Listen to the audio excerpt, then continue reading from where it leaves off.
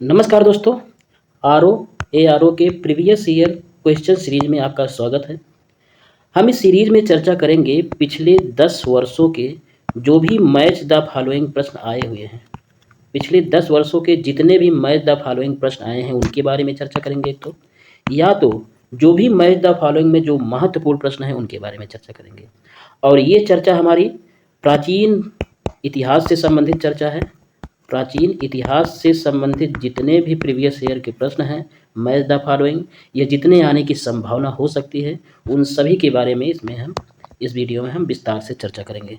तो आइए शुरुआत करते हैं।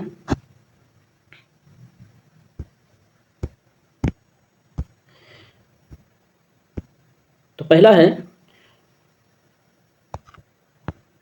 तो सबसे पहले देखेंगे कि बुर्ज होम, सूची 1 को सूची 2 से मिलाना है। बुर्ज होम का संबंध किससे है, यानी बुर्ज होम कहाँ स्थित है।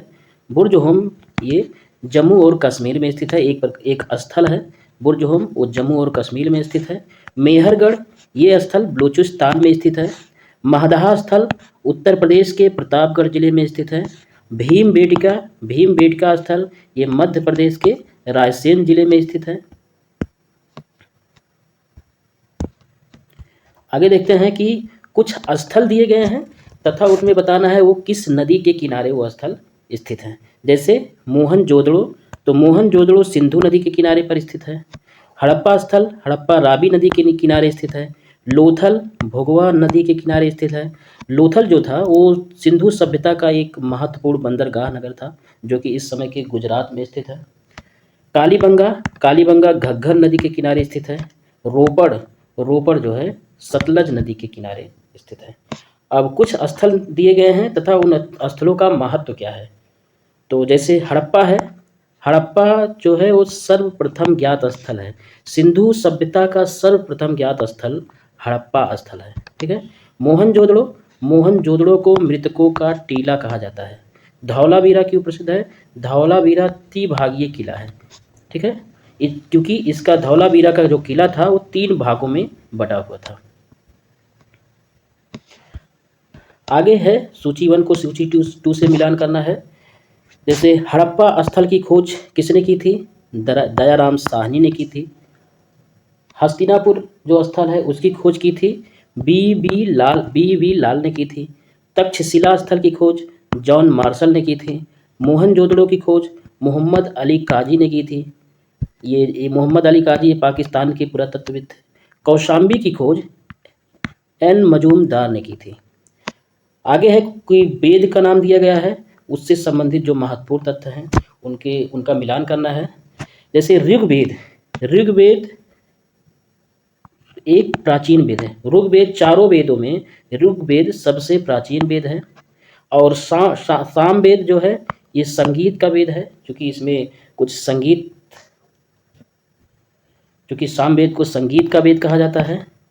आगे है यजुर्वेद में कर्मकांड, जितने भी कर्मकांड हैं वो यजुर्वेद में उपस्थित हैं।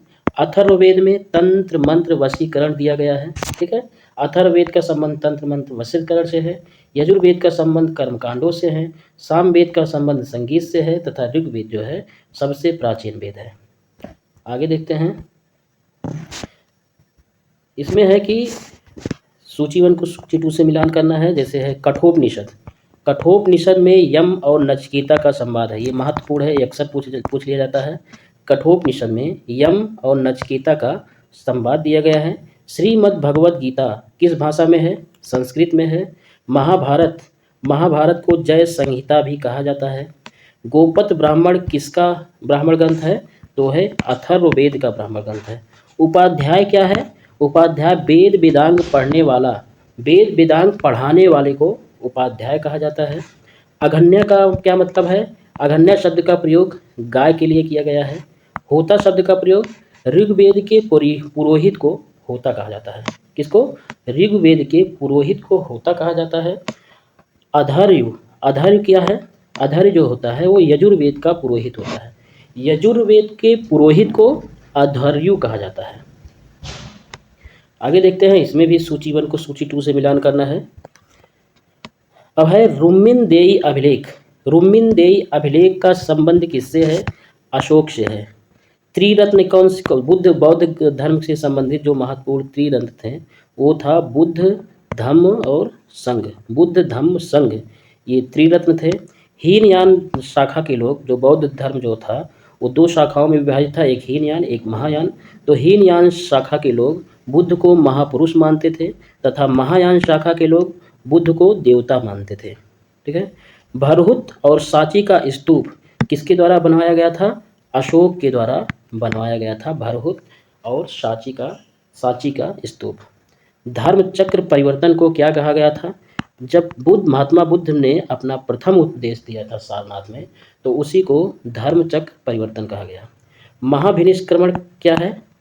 जब महात्मा बुद्ध ने गृह का त्याग किया था, अपना घर छोड़ दिया था, तो उसको महाभिनिष्क्रमण कहा गया। महापरिनिर्वाण क्या है? जब महात्मा बुद्ध ने शरीर त्याग किया, यानी जब उनकी मृत्यु हो गई, तो उसको महापरिनिर्वाण कहा गया। एशिया का ज्योतिपुंज, गौतम बुद्ध को एशिया का ज्योतिपुंज भी कहा जाता है। एशिया का ज्योतिपुंज। अब आगे देखते हैं कि सूची 1 को सूची 2 से मिलान करना है। इसमें क्या है कि प्रथम बौद्ध संगीति कहाँ हुई थी? तो प्रथम बौद्ध संगीति राजगृह में हुई थी। उस समय जो शासक थे अजात शत्रु थे।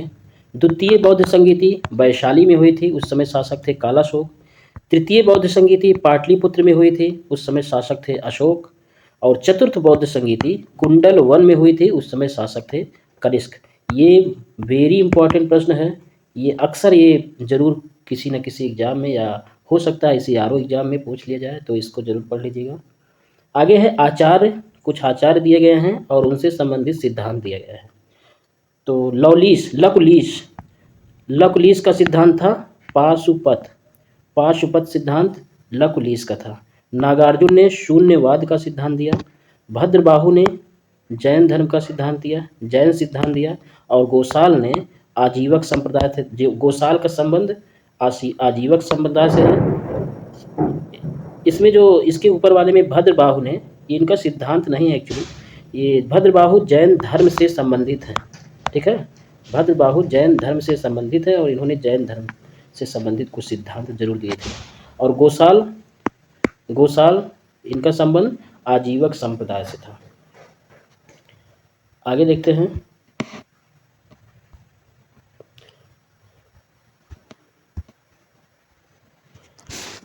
इसमें भी है कि सूची 1 को सूची 2 से मिलान करना है।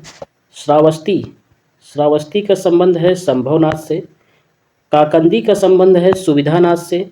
अयोध्या का संबंध है ऋषभनाथ से तथा पभोसा का संबंध है पद्म प्रभु से। एक बार फिर से, श्रावस्ती का संबंध संभवनाथ, काकंदी का संबंध सुविधानाथ, अयोध्या का संबंध ऋषभनाथ, पभोसा का संबंध पद्म प्रभु से है। आगे है कि कंबोज का संबंध है राजपुर से। अशमक का संबंध है पोतन या पोटिल से। शूरसेन का संबंध है मथुरा से। और कौशल का संबंध है साकेत अथवा श्रावस्ती से। कौशल का संबंध साकेत अथवा श्रावस्ती से है। आगे है, इसमें है कि चंद्रगुप्त को और किस नाम से जाना जाता था? तो उनको सैंड्रोकोटस नाम से जाना जाता था। सैंड्रोकोटस। बिंदुसार को अमित्रघात के नाम से जाना जाता था। अशोक को पियदस्य के नाम से जाना जाता था तथा चाणक्य को विष्णुगुप्त के नाम से जाना जाता था। आगे है कि डिमेट्रियस कहाँ का निवासी था? हिंद यूनानी था डिमेट्रियस। रुद्रदामन जो था वो शक साम्राज्य का राजा था। गोंडो फर्नीज वो पहलव वंश का था। गोंडो फर्नीज का संबंध पहलव वंश से है तथा विम का संबंध कुषाण वंश से है। आगे है कि वल्लभाचार्य का संबंध पुष्टि मार्ग से है। रामानुजाचार्य का संबंध विशिष्टाद्वैत से है। माधवाचार्य का संबंध द्वैताद्वैत से है। शंकर का संबंध यानी शंकराचार्य का संबंध अद्वैतवाद से है। तो ये भी महत्वपूर्ण प्रश्न है, ये भी अधिकतर मिलान वाले प्रश्नों में पूछ लिया जाता है, तो इसको भी जरूर पढ़ लीजिएगा। एक बार फिर से देखते हैं इसको। वल्लभाचार का संबंध पुष्टि मार्ग, रामानुजाचार का संबंध विशिष्टाद्वैतवाद, माधवाचार द्वैताद्वैतवाद, शंकराचार्य अद्वैतवाद से। ठीक है। आगे है राजवंश दिया गया है तथा सिक्कों की धातुओं, मतलब किस राजवंश में कौन से सिक्कों की धातु का प्रयोग किया जाता था। तो कुषाण वंश में स्वर्ण और ताम्र सिक्कों की धातु का प्रयोग किया जाता था। कुषाण वंश में स्वर्ण और ताम्र। गुप्त वंश में स्वर्ण एवं रजत। सातवाहन वंश में चांदी, तांबा, सीसा, पोटीन तथा कलचुरी वंश में स्वर्ण, रजत, ताम्र। आगे है, इसमें है कि सूची 1 को सूची 2 से मिलान करना है। तो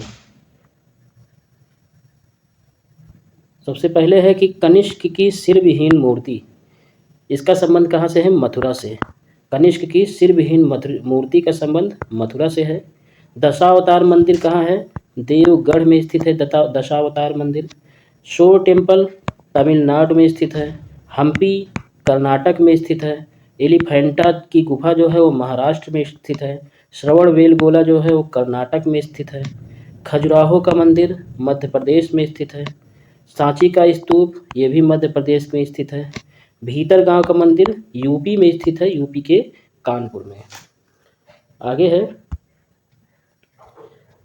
कि कुछ प्रमुख किताबें हैं तथा उसके लेखक दिए गए हैं सामने। जैसे कि पहला है अष्टाध्यायी के लेखक कौन है? अष्टाध्यायी के लेखक हैं पाणिनि। महाभाष्य के लेखक हैं पतंजलि। निरुक्त के लेखक हैं यास्क। वार्तिक के लेखक कात्यायन हैं। प्रियदर्शिका के लेखक हैं हर्ष। मत्त विलास प्रहसन के लेखक हैं महेंद्र वर्मन। माल विकाग्निमित्र के लेखक हैं कालिदास तथा गीत गोविंद के लेखक हैं जयदेव। सम्रांगण सूत्रधार के लेखक हैं महाराज भोज। ठीक है। आगे देखते हैं दरबारी कवि हैं तथा वो किस राजा के काल में थे ये दर्शाया गया है। तो सबसे पहले हैं अमीर खुसरो जो थे वो अलाउद्दीन खिलजी के शासनकाल में थे। कालिदास चंद्रगुप्त द्वितीय के शासनकाल में थे। हरिसेन समुद्रगुप्त के शासनकाल में और बाणभट्ट हर्षवर्धन के शासनकाल में। जयदेव लक्ष्मण सेन के शासनकाल में। आगे है कि शहर हैं और उनकी वर्तमान स्थिति कहाँ पर है ये दर्शाया गया है। कोल शहर, कोल अलीगढ़ में है। महोत्सव नगर को महोबा नगर अब कहा जाता है। महोत्सव नगर को अब महोबा कहा जाता है। महोदय श्री को अब कन्नौज कहा जाता है। जेजाक भुक्ति को अब बुंदेलखंड कहा जाता है। ठीक है। कोल को अलीगढ़, महोत्सव नगर को महोबा, महोदय श्री को कन्नौज, जेजाक भुक्ति को बुंदेलखंड कहा जाता है। तो धन्यवाद। ये रहा प्राचीन भारत के इतिहास से संबंधित जितने भी महत्वपूर्ण मैच द फॉलोइंग हैं पिछले 10 साल के भी इसमें उपस्थित थे और उसके अतिरिक्त जो कि वेरी इंपॉर्टेंट हैं, जो सबसे महत्वपूर्ण हैं, वो भी इसमें उपस्थित था। यदि आप इसको पढ़ लेते हैं अच्छे से तो यदि प्राचीन इतिहास से संबंधित मैच द फॉलोइंग प्रश्न आता है या उसके अतिरिक्त भी कुछ प्रश्न अवश्य इसमें से जरूर मिलेगा। हाँ, लेकिन इतना कन्फर्म है कि मैच द फॉलोइंग यदि आता है प्राचीन इतिहास से तो 100% है कि इसी में से आएगा। ठीक है। तो यदि आपको इस वीडियो को PDF चाहिए तो मैं टेलीग्राम लिंक प्रोवाइड करा दूंगा डिस्क्रिप्शन में। व्हाट्सएप का लिंक प्रोवाइड करा दूंगा, आप वहां से जाके PDF प्राप्त कर सकते हैं। तो यदि वीडियो आपको अच्छा लगे तो वीडियो को लाइक कीजिए, सब्सक्राइब कीजिए। अब मिलते हैं अगले वीडियो में, तब तक के लिए जय हिंद, जय भारत।